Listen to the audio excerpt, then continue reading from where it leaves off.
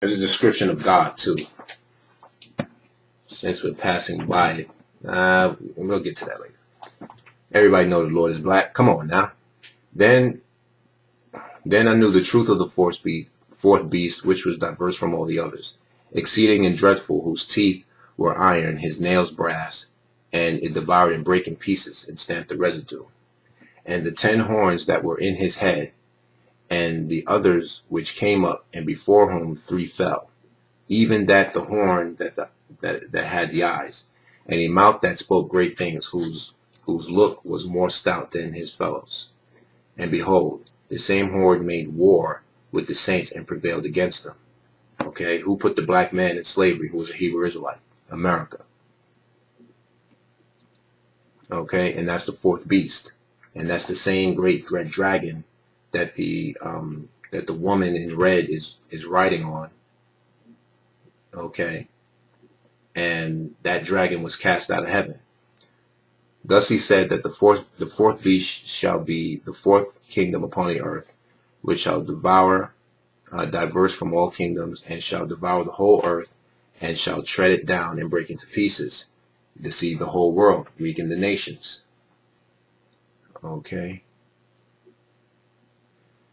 Skip down to 25. And he shall speak great words against the Most High, and shall wear out the saints of the Most High, and think to change times and laws, and they shall be given into his hand until a time and times and a dividing of times.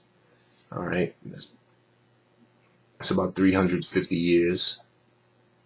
Time and times, 1, 2, dividing of times, 350 years. Okay, let's go back to Revelation 12.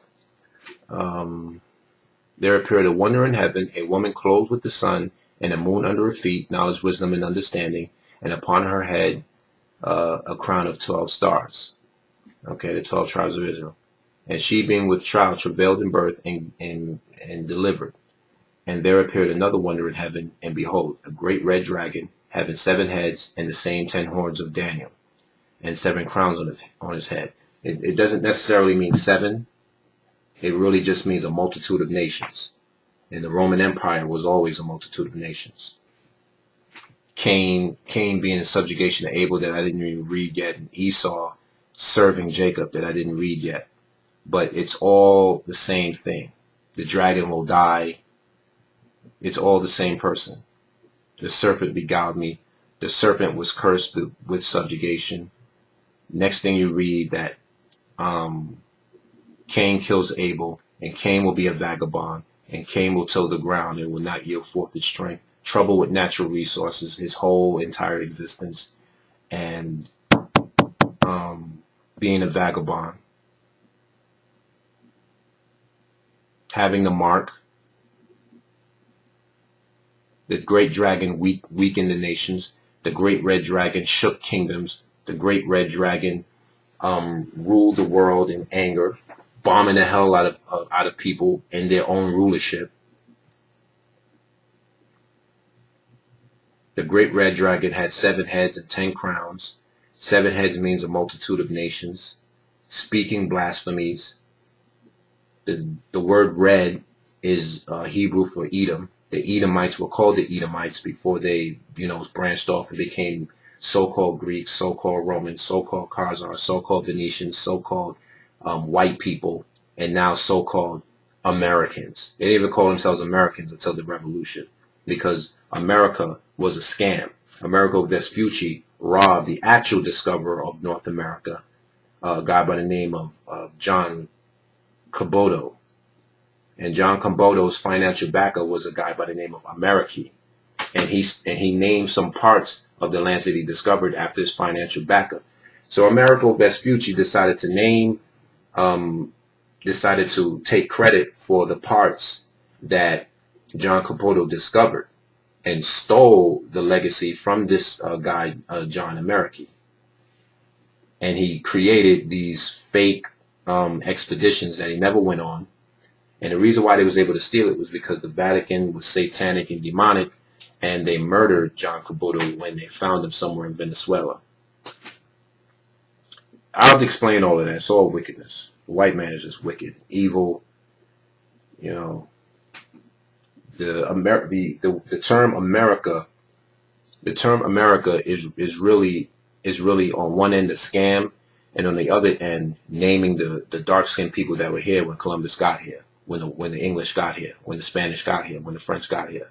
They ran into Moors, they ran into Hebrew Israelite Native Americans, they ran into even those dark skinned Chinese Native Americans, and they just called them all Moors. The word America is really Al-Maraka.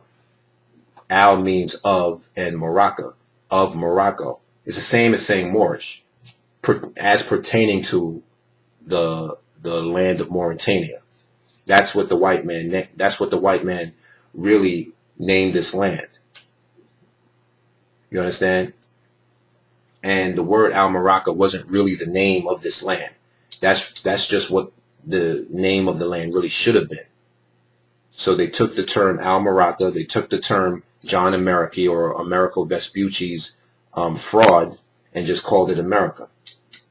And the reason why they called it America was because Rosicrucians set up the Founding Fathers, and the Founding Fathers were really working for the Vatican, ultimately.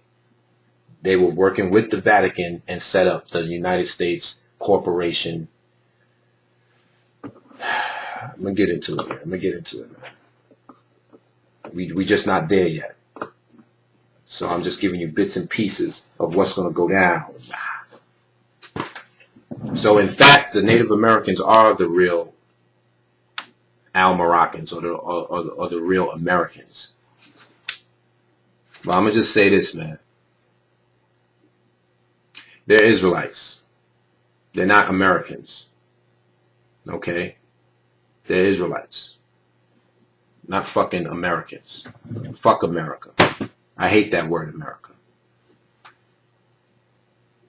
Because the word America, even though it pertains to Al-Maraka, that's not really Al-Maraka. That's really America. And that's really the name of some European named John Americi. He might have been a black man, to be perfectly honest, too. I think John Americi was a black man because England was still ruled by Black King Henry VIII during the time of John Caboto's life, the early 1500s. I'm sorry, the late 1400s, really.